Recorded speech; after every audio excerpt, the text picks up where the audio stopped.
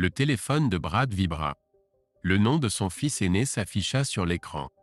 Le gamin avait besoin de parler quelque chose à propos de problèmes au paradis après seulement 3 ans de mariage. Infidélité suspectée. L'estomac de Brad se contracta. Il connaissait trop bien cette danse.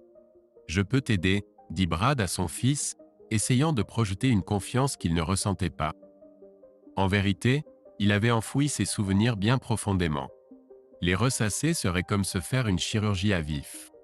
Mais c'était son propre sang qui demandait de l'aide. Brad et son ex-femme avaient affronté leur propre tempête dans le passé. Il devait au garçon partager les leçons tirées des décombres.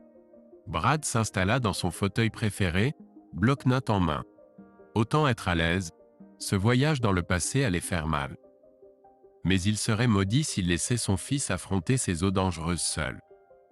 Les souvenirs affluèrent, vifs malgré les années. Lycée, seconde. C'est là que Brad posa les yeux sur Caroline pour la première fois, la reine incontestée de leur classe. Longs cheveux blonds, courbe à tous les bons endroits, des yeux si bleus qu'on aurait pu s'y noyer. Tous les mecs la voulaient. Brad n'avait aucune chance. Il était un vrai désastre à l'époque, timide, maladroit, aussi cool qu'un père à un bal de collège. Mais le destin en avait décidé autrement. La fête des 16 ans de Caroline. Brad n'était même pas censé être là, il s'était incrusté avec un ami d'amis. Mais elle était là, glissant à travers la foule comme une déesse adolescente. Leurs regards se croisèrent à travers la pièce. Elle sourit, lui sourit vraiment. Et s'approcha. Sans un mot, elle l'embrassa. Juste comme ça. Puis elle retourna vers son petit ami crétin, Vernon machin chose. Le gars avait l'air prêt à commettre un meurtre. Mais Brad planait trop haut pour s'en soucier. Il était fou amoureux, dévoué à une fille qui ne savait même pas qu'il existait. C'était comme dans un film pour ados ringards. Caroline était la fille de ses rêves inatteignables, Brad le loser amoureux. Mais il était déterminé à la conquérir, peu importe le prix. Lentement mais sûrement, Brad grimpa les échelons sociaux. Le soir du bal de promo, ils étaient juste tous les deux. Les parents de Caroline avaient heureusement mis fin à l'histoire avec Vernon. Ils scellèrent leur destin cet été après le diplôme, ivres d'amour jeune et de promesses éternelles. Brad se sentait invincible. Si seulement il avait su ce qui l'attendait. Brad partit à la fac communautaire cet automne-là, poursuivant son rêve de devenir prof de maths. Caroline s'est fixée comme objectif de devenir infirmière, emménageant dans une résidence à l'un des grands hôpitaux du centre-ville. 20 miles aurait aussi bien pu être 20 000. Les 4 années suivantes ont été un véritable manège. Entre les cours et le travail, Brad avait à peine le temps de respirer, encore moins de cultiver une relation. Mais la vie avait d'autres projets pour mettre à l'épreuve sa force de caractère. Son vieux a eu un malaise au travail un jour, une hémorragie cérébrale massive. Les médecins ont dû lui ouvrir le crâne, enlever des morceaux de son cerveau. Il en est resté une bosse visible depuis l'espace. La société a donné à papa une maigre indemnité de départ et l'a mis à la porte. Comme ça, le soutien de famille devenait l'ombre de lui-même, affalé dans son fauteuil jour après jour. Maman a dû prendre le relais, laissant à Brad la charge de s'occuper de ses frères et sœurs plus jeunes. Son frère Todd a dérapé, séchant les cours et faisant chuter ses notes. Brad a perdu le compte du nombre de fois où il a dû sortir le gamin de situations délicates. Puis il y avait Suzanne, sa petite sœur. Trop jolie pour son propre bien, elle attirait tous les mauvais regards. Brad passait la moitié de son temps à jouer les gardes du corps, chassant les types 2 fois plus âgés qu'elle. Mais le coup de massue est venu de sa mère. Avec papa essentiellement absent, elle a commencé à filer en douce vers le bar du coin pour des activités extrascolaires. Brad n'était pas idiot. Il savait ce que signifiaient vraiment ces soirées tardives au travail. Son père le savait aussi. L'homme fier n'a jamais dit un mot, mais Brad pouvait voir la douleur dans ses yeux. C'était comme le voir mourir à petit feu. Lorsque papa a finalement rendu l'âme, quelque chose s'est brisé en maman. Elle est devenue un fantôme, errant dans la maison dans un brouillard de chagrin et de culpabilité. Pendant ce temps, la relation entre Brad et Caroline a connu quelques turbulences. Ils se sont séparés plusieurs fois, réussissant toujours à arranger les choses. Mais avec le recul, Brad a réalisé que ces pauses étaient probablement Caroline qui testait d'autres options. Il a essayé d'ignorer les doutes lancinants, les soupçons qui le rongeaient. Mais un jour, la paranoïa a eu le dessus sur lui. Il a commencé à appeler le dortoir de Caroline de manière obsessionnelle pour être systématiquement bloqué par ses colocataires. Ils lui ont raconté que Caroline était trop bouleversée pour parler, pleurant à chaudes larmes à cause de son comportement de goujat. C'était des conneries et Brad le savait. Il n'avait jamais été autre chose que gentil avec elle. Le désespoir l'a poussé à surveiller son dortoir, espérant la prendre sur le fait. Mais Caroline était trop futée pour ça. Tout ce que Brad a réussi à faire, c'est de se rendre fou. Finalement, il a obtenu son diplôme et a décroché un poste d'enseignant en mathématiques au lycée. Caroline a décroché un super boulot dans une clinique pédiatrique près de leur ville natale. Ils se sont mariés, ont eu un mariage parfait et ont filé vers le coucher du soleil. Quelques mois plus tard, Caroline a lâché la bombe de la grossesse. Leur premier enfant, un garçon qu'ils ont nommé d'après Brad. Quelques années plus tard, est arrivée la petite Bridget, nommée d'après la maman de Caroline. La vie a pris un rythme confortable. Ils ont acheté une première maison dans un quartier calme. Caroline grimpait les échelons au travail pendant que Brad accumulait les promotions, décrochant finalement le poste de directeur dans une nouvelle école intermédiaire. Mais quelque chose n'allait pas. Brad ne pouvait pas mettre le doigt dessus au début. Il parlait toujours des choses du quotidien, les enfants, les factures, les tracas domestiques. Mais les projets à long terme? Ces conversations s'étaient taries. Caroline était autrefois si enthousiaste à l'idée de parler de leurs vacances de rêve, un road trip à travers le pays en passant par tous les grands monuments. Maintenant, quand Brad en parlait, elle éludait ou changeait de sujet. Ce sont les petites choses qui éveillaient les soupçons de Brad. La manière dont Caroline évitait son regard quand il parlait du futur. Le léger changement dans son langage corporel. Brad essayait de ne pas y penser, se disant qu'il était paranoïaque. Mais au fond de lui, il savait. Quelque chose clochait dans l'état du Danemark. La révolution technologique en était à ses débuts, pas de smartphone, de GPS ou d'ordinateurs portables omniprésents. Brad ne pouvait pas suivre les déplacements de Caroline électroniquement, et engager un détective privé lui semblait mal, sans parler du coût élevé étant donné que Caroline gérait leurs finances. Leur carte de crédit commune était utilisée avec parcimonie par Brad, tandis que Caroline gérait toutes les autres dépenses en espèces. Ces assurances selon lesquelles ils étaient « bien » financièrement commençaient à sonner creux. Le travail de Brad en tant que directeur le tenait occupé avec des événements après l'école toute l'année. Il commença à se demander où était Caroline pendant ses absences, soupçonnant que leur voisine adolescente Jenny gardait les enfants plus souvent qu'il ne le pensait. Il réalisa à quel point il serait facile pour Caroline d'avoir une liaison, étant donné leurs engagements professionnels séparés. Brad expliqua à son fils que les liaisons pouvaient aller de rencontres rapides à des aventures élaborées hors de la ville. Le véritable problème était le déséquilibre de pouvoir. Brad n'était qu'un enseignant, tandis que Caroline travaillait avec des médecins, de véritables demi-dieux dans leur éducation ouvrière. Comment pourrait-il rivaliser avec des sauveurs de vie comme l'oncologue pédiatrique? Brad rencontra le docteur Maynard Gilmore lors d'un événement professionnel, ne se doutant de rien concernant ce médecin divorcé. Il faisait entièrement confiance à Caroline, aveugle aux signaux d'alerte. À la fin, la propre négligence de Caroline pendant la saison de basket-ball a tout fait s'effondrer. Caroline a commencé à faire des erreurs, à être négligente avec son emploi du temps. Elle avait l'habitude de se limiter au vendredi, mais maintenant elle sortait aussi d'autres soirs. Brad se retrouvait plus souvent à la maison quand elle rentrait de ses soirées entre filles. C'était comme regarder un étudiant essayer de tricher à un examen. Au début, ils sont prudents, suivant un schéma. Mais ensuite, ils deviennent arrogants, prennent des risques. C'est là qu'ils se font attraper. Brad ne pouvait plus ignorer les signes. Ce n'était pas seulement l'alcool sur son haleine ou la manière dont elle passait devant lui et les enfants. C'était toute son attitude. Caroline avait toujours été une fashionista, obsédée par les dernières tendances. Ses cheveux et son maquillage étaient toujours impeccables. Alors pourquoi rentrait-elle à la maison en ayant l'air d'avoir été traînée dans tous les sens? Les premières fois, Brad fit semblant de ne rien voir. Mais bientôt, il ne put plus faire semblant. Une nuit, il l'a finalement confrontée. « Caroline, qu'est-ce qui se passe avec ces sorties tardives ?» demanda-t-il, essayant de garder sa voix stable. Elle cligna des yeux, visiblement éméchée. « Que veux-tu dire ? Regarde-toi, dit Brad, désignant son apparence négligée. Où étais-tu ? On dirait que tu as fait de la lutte dans la boue. Juste avec des amis, marmonna-t-elle. La patience de Brad commençait à s'épuiser. Vraiment ? Avec qui ? Caroline énuméra une liste de noms, dont quelques médecins.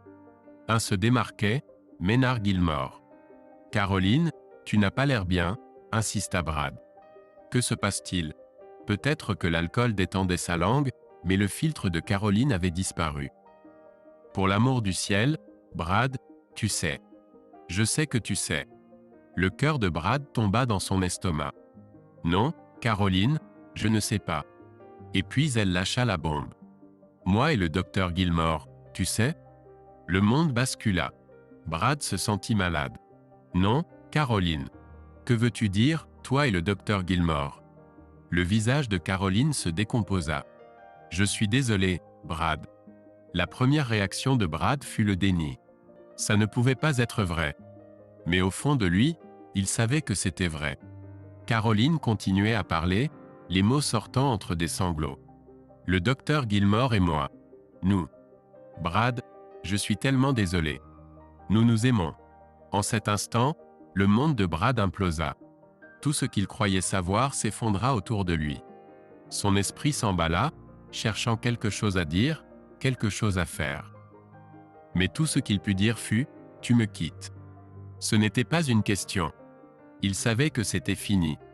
Pas d'avertissement, pas de préparation.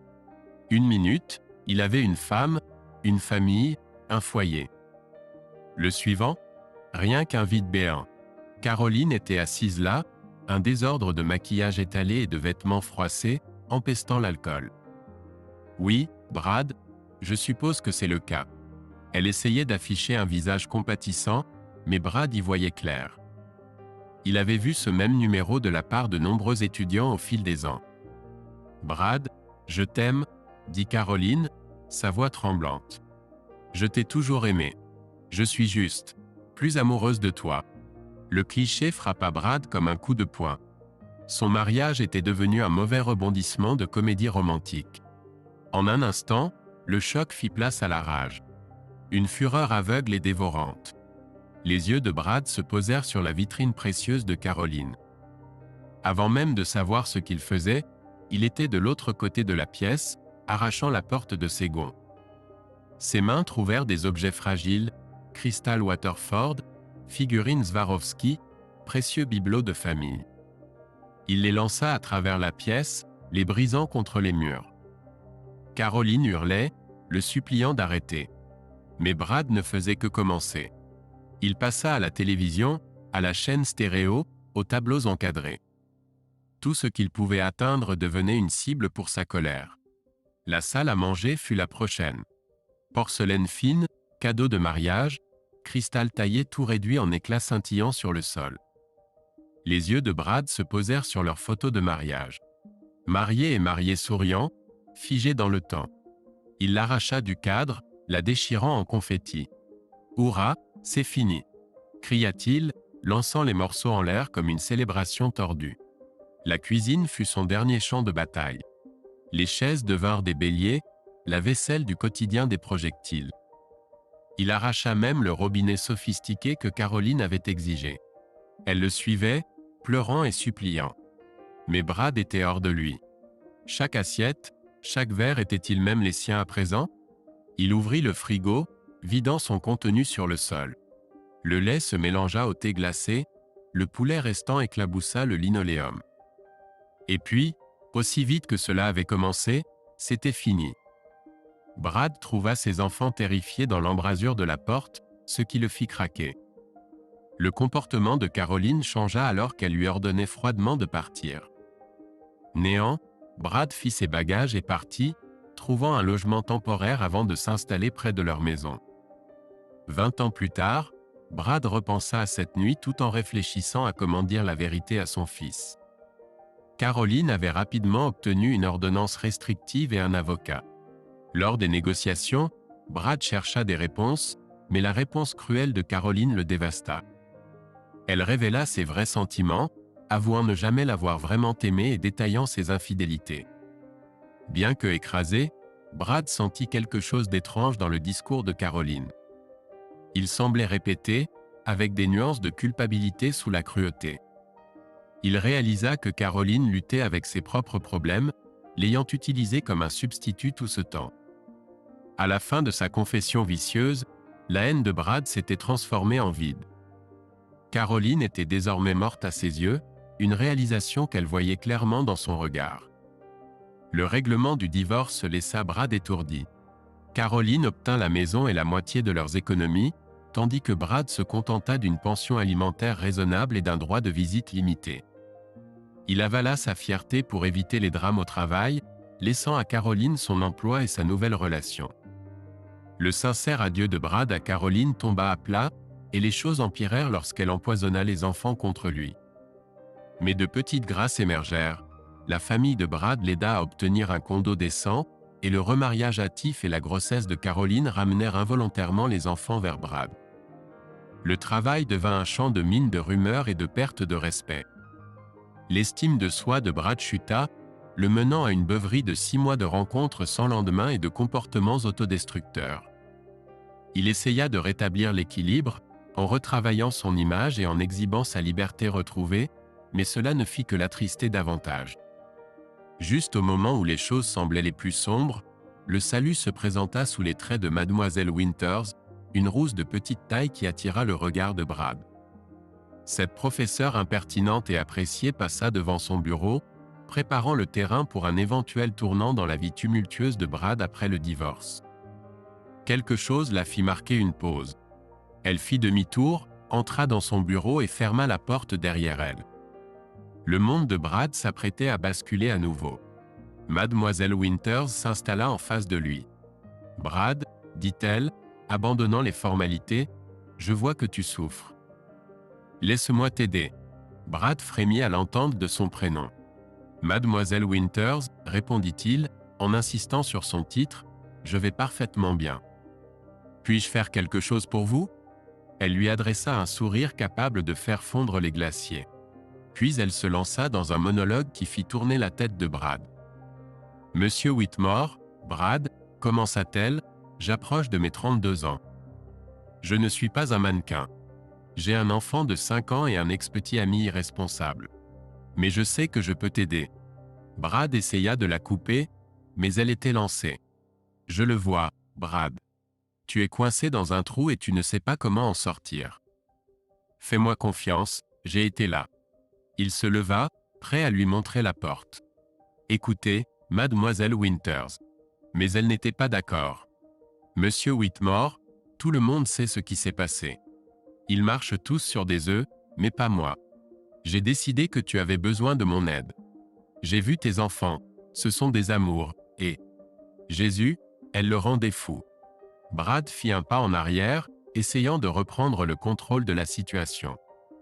Avant qu'il puisse placer un mot, elle continua. « Oui, je sais. C'est totalement inapproprié. Les histoires de famille sont hors limite. Mais écoute-moi. » Le cerveau de Brad était en surchauffe. Il essaya de se concentrer sur tout sauf sur ses yeux, qui semblaient le transpercer. « Demain, dit-elle abruptement, en tournant les talons et en sortant de son bureau d'un pas décidé. Brad resta là, bouche bée. Qu'est-ce qui venait de se passer? Après quelques secondes, il se ressaisit. Il y avait 3 possibilités. Une véritable offre d'amitié, une réponse à un pari tordu d'un professeur, ou un appel direct pour un plan cul. L'instinct premier de Brad fut de la faire muter hors de son école au plus vite. Il attrapa le téléphone, prêt à appeler son superviseur, le docteur Deshields. Mais il hésita. La muter pourrait se retourner contre lui. Il pourrait se retrouver avec un incapable à sa place. Et envoyer Mademoiselle Winters dans une école plus difficile? Les loups là-bas la dévoreraient. Brad raccrocha, soupirant. Il allait devoir gérer ce foutoir tout seul. Le lendemain, Mademoiselle Winters fit son entrée en ayant l'air d'avoir pillé le rayon « libraire sexy » d'un magasin d'Halloween. Fini le tweed informe habituel. À la place, un chemisier vert soyeux qui faisait écho à ses yeux et une jupe laissant peu de place à l'imagination. Toutes les têtes de l'école se tournèrent sur son passage. « Ouais, pensa Brad, elle est clairement à mes trousses. » Elle semblait apparaître près du bureau principal à chaque fois que Brad se retournait. C'était ridicule.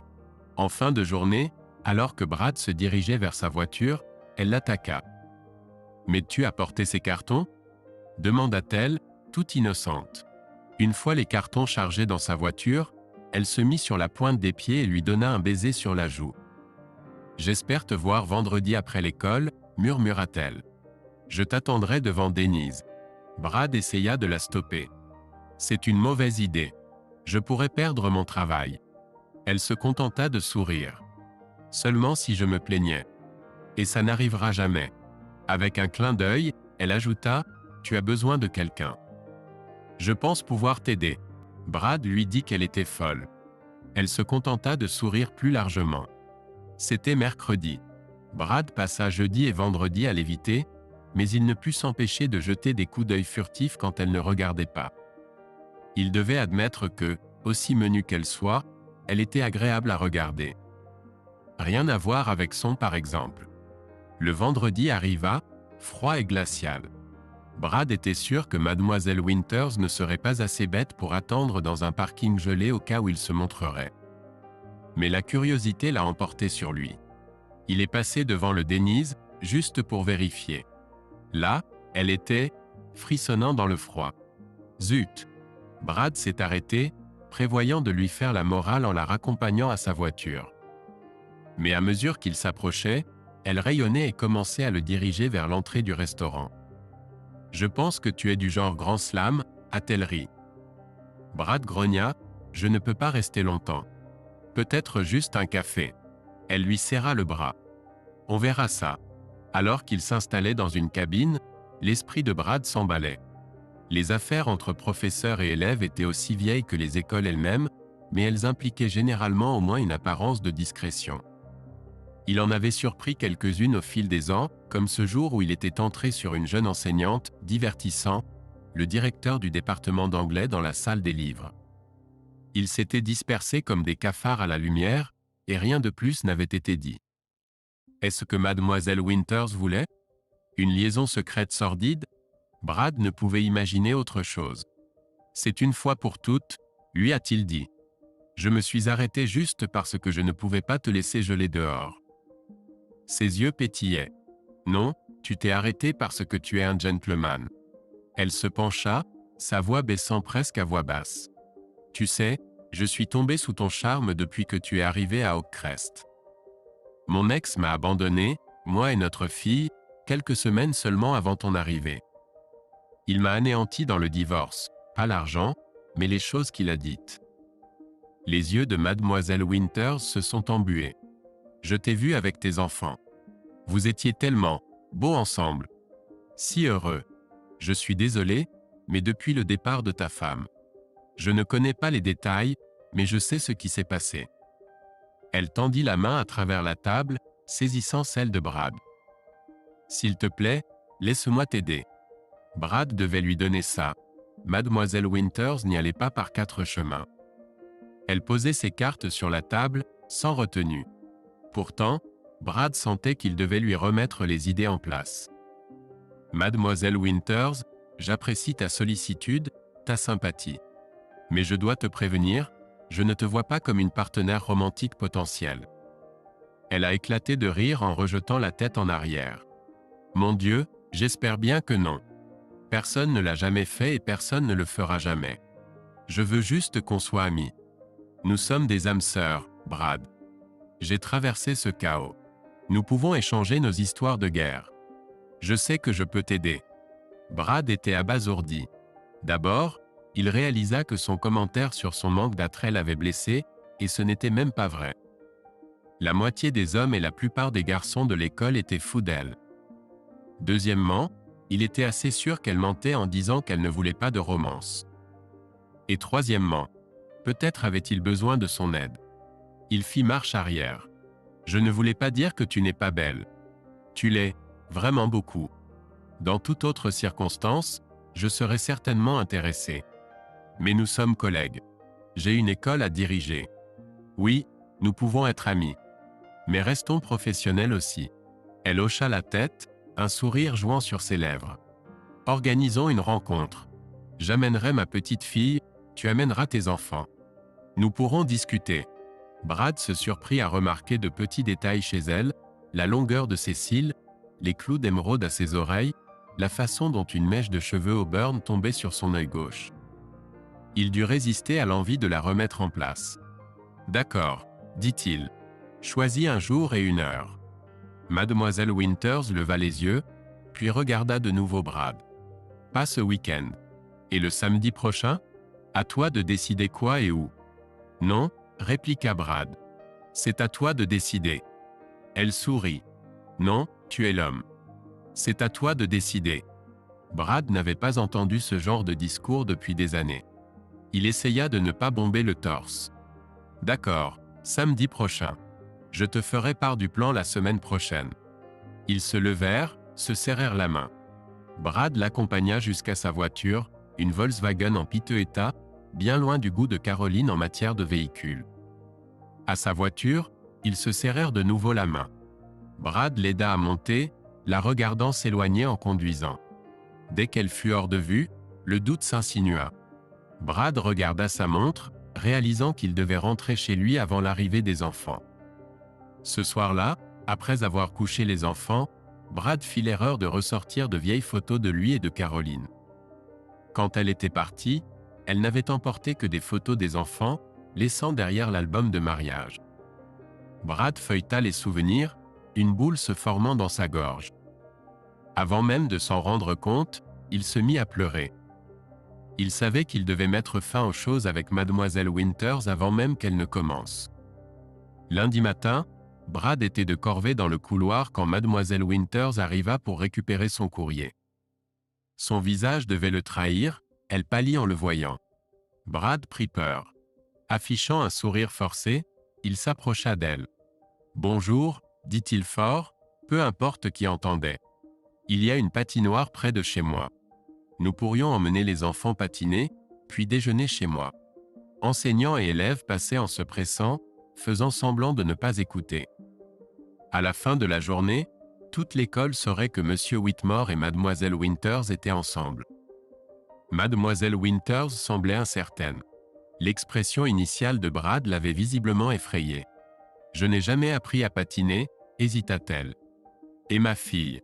Brad toucha doucement sa main. « Parfait. Je vais t'apprendre. » Elle se détendit enfin, un sourire sincère se dessinant sur son visage. « D'accord, faisons-le. » Le lendemain était la réunion mensuelle de la faculté. En entrant dans la cafétéria, Mademoiselle Winters, Brad fit discrètement un signe de tête à la table la plus proche de lui. Elle comprit le message et s'assit à l'avant. Brad en avait fini de se cacher. Les gens allaient quand même jaser. Il voulait que tout le monde sache qu'il s'agissait d'amitié, pas d'une affaire sordide. La réunion s'éternisait comme d'habitude. Les chefs de département radotaient, le directeur sportif pontifiait. Lorsque Brad a donné la parole pour les questions, les plaintes habituelles ont afflué.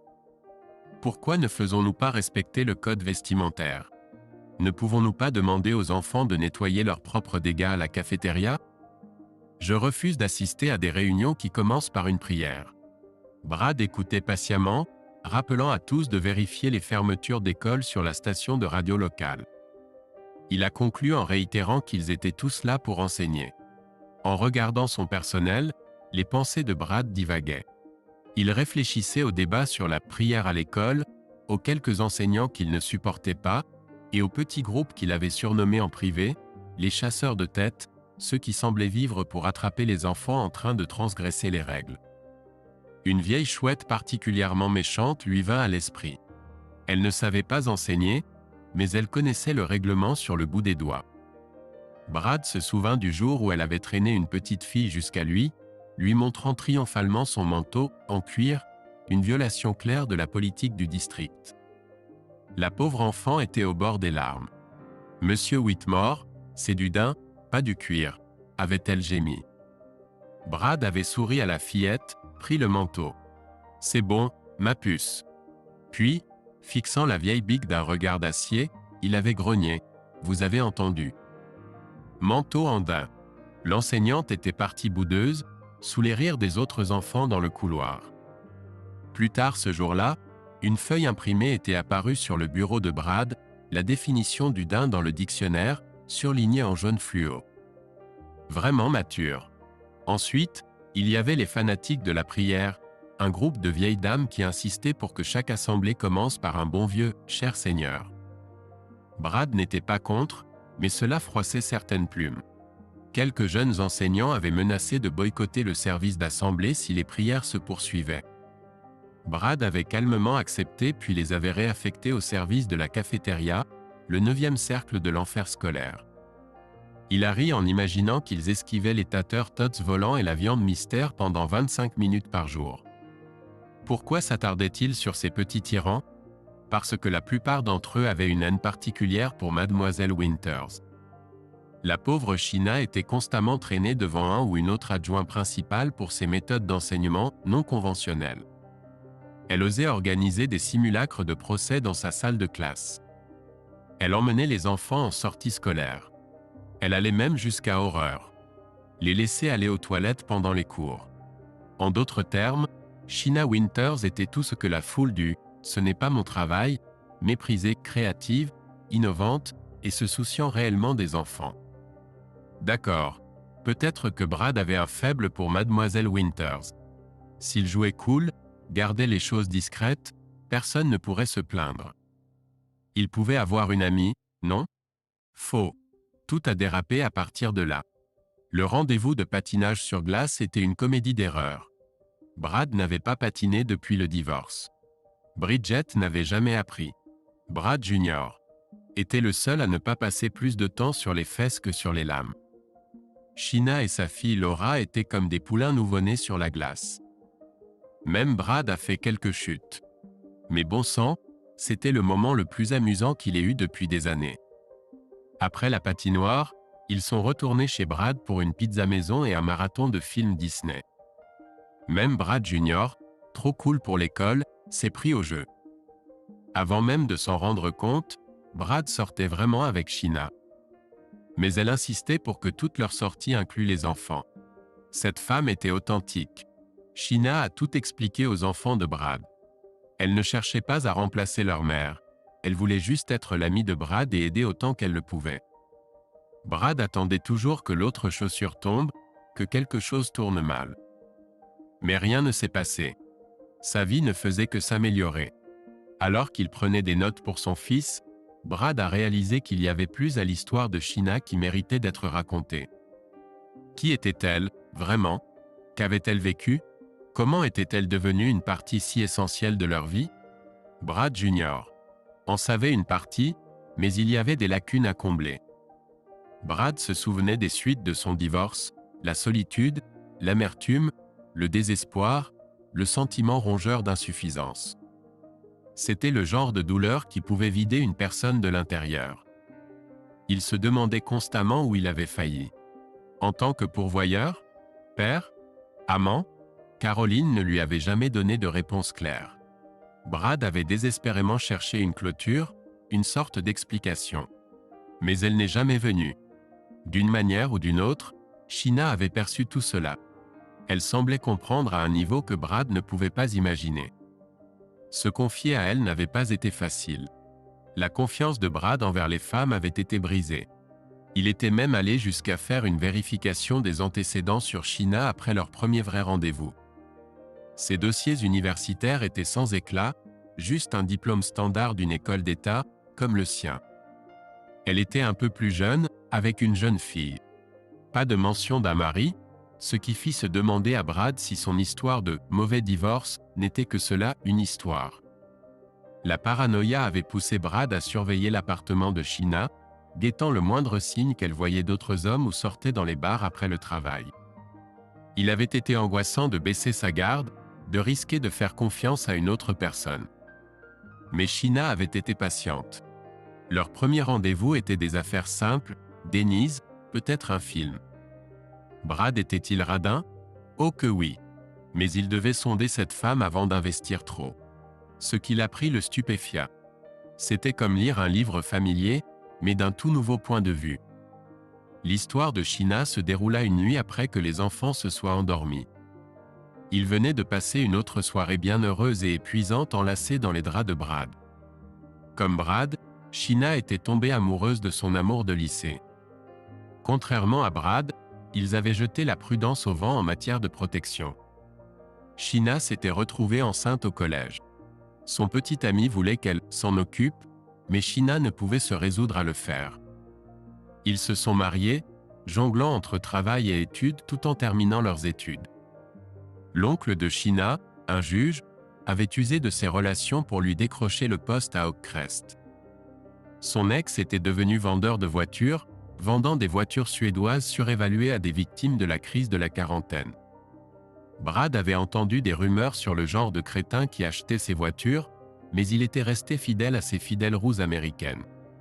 Selon Sheena, son ex était un bon vendeur mais un mauvais mari et encore pire au lit. Elle n'avait jamais vraiment saisi la signification de « wham, bam, merci madame » avant de se marier. Il ne lui avait jamais levé la main dessus, mais l'affection était rare. Lorsque Sheena avait finalement fait ses valises et était rentrée chez ses parents, son ex avait essayé de kidnapper leur fille.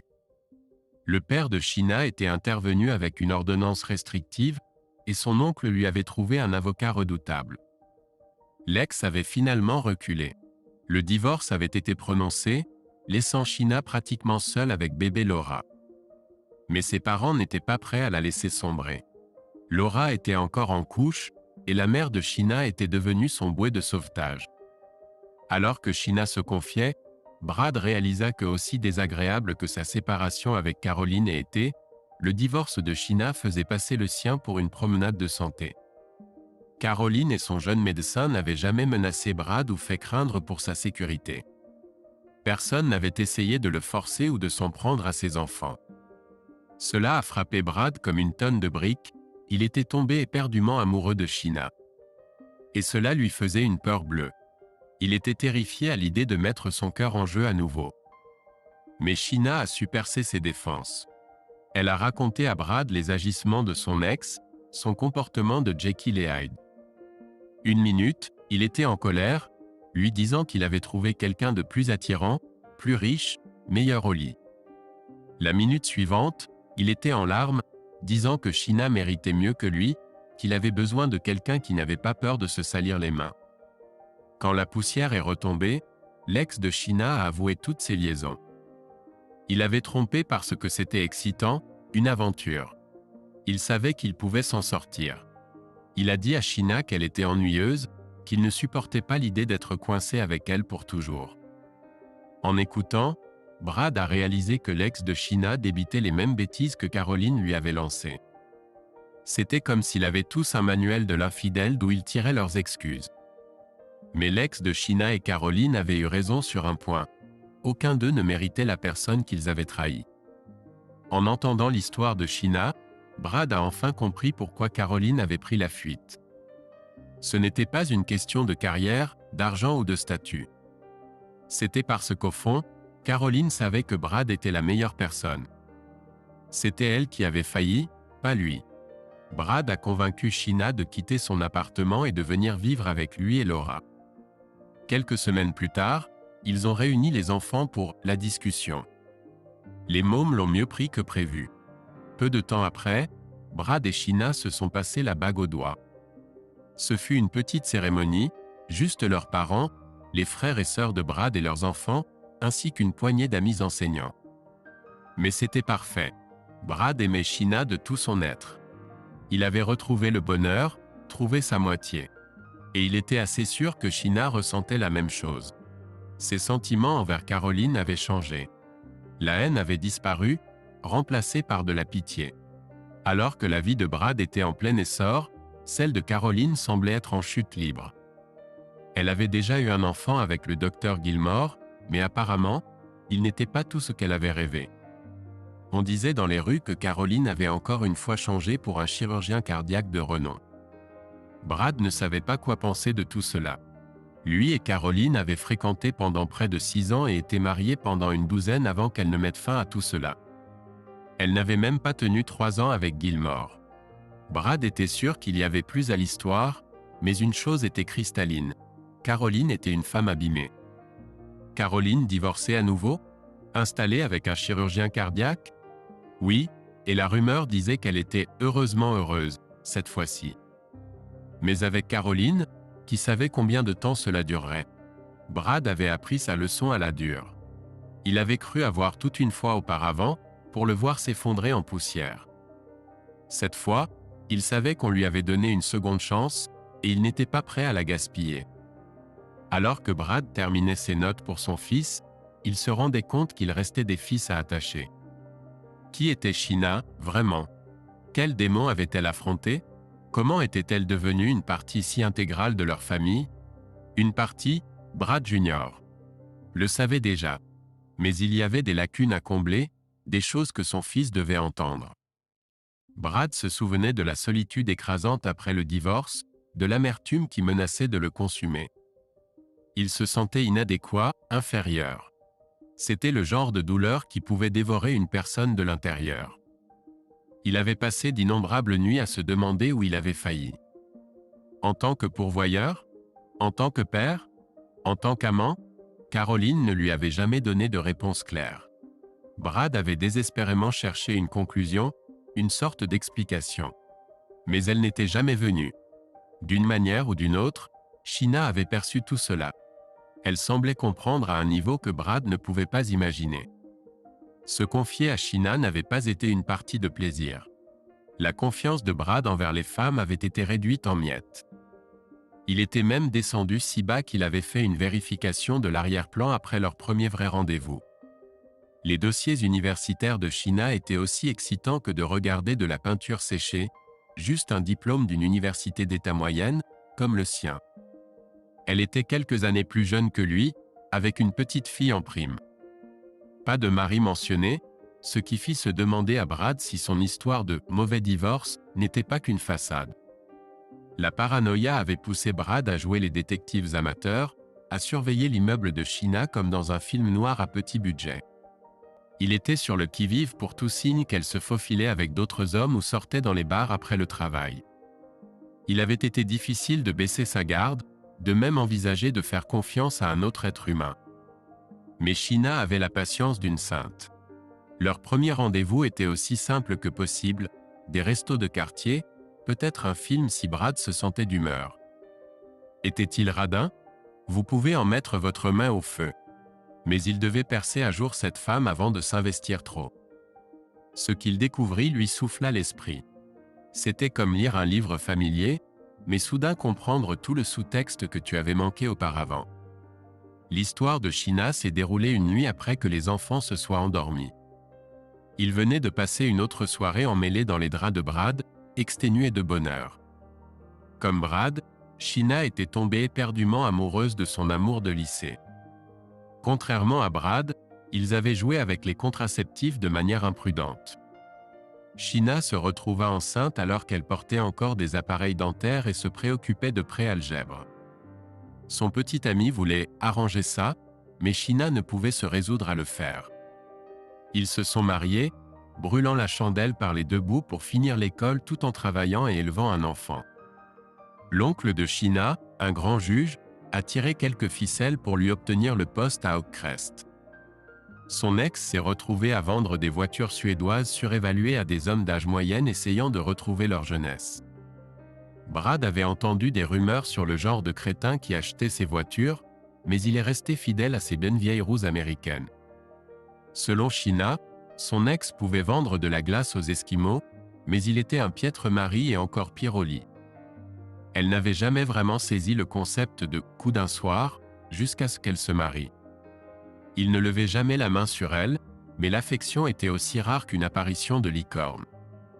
Lorsque Sheena a finalement pris son courage à deux mains et est partie chez ses parents, son ex a essayé d'enlever leur fille. Le père de Sheena est intervenu comme un super-héros avec une ordonnance restrictive, et son oncle lui a trouvé un avocat qui faisait passer les pitbulls pour des peluches. L'ex a finalement compris le message et s'est retiré. Le divorce a été prononcé, laissant Sheena seule avec un bébé sur les bras. Mais ses parents n'allaient pas la laisser sombrer. Laura était encore en couche, et la mère de Sheena est devenue son ancre. Alors que Sheena se confiait, Brad a réalisé que aussi désagréable que sa séparation avec Caroline ait été, le divorce de Sheena faisait passer le sien pour une simple dispute amoureuse. Caroline et son jeune médecin n'avaient jamais fait craindre à Brad pour sa sécurité ou celle de ses enfants. Personne n'avait essayé de le menacer ou de jouer sale. Cela a frappé Brad comme un coup de massue, il était tombé éperdument amoureux de Sheena. Et cela le terrifiait. Il avait peur de remettre son cœur sur le billot. Mais Sheena a percé à jour son masque de dur à cuire. Elle a raconté à Brad les sautes d'humeur de son par exemple. Une minute, il était en furie, se vantant de sa nouvelle conquête plus chaude, plus riche et plus dévergondée. Le lendemain, il serait un vrai désastre, disant que Sheena était trop bien pour lui, qu'il avait besoin de quelqu'un qui n'avait pas peur de se salir les mains. Quand la poussière retomba, l'ex de Sheena avoua toutes ses activités extra-conjugales. Il avait trompé parce que cela lui procurait une montée d'adrénaline, le faisait se sentir vivant. Il savait qu'il pouvait s'en sortir. Il dit à Sheena qu'elle était aussi excitante que de regarder l'herbe pousser, qu'il ne pouvait supporter l'idée d'être enchaîné à elle pour la vie. En écoutant, Brad réalisa que l'ex de Sheena lisait le même scénario que Caroline. C'était comme s'ils tiraient tous leurs répliques d'une Bible de l'infidélité. Mais l'ex de Sheena et Caroline avaient eu raison sur un point. Aucun d'eux ne méritait la personne qu'ils avaient trompée. En entendant l'histoire de Sheena, Brad comprit enfin pourquoi Caroline avait appuyé sur le bouton d'éjection.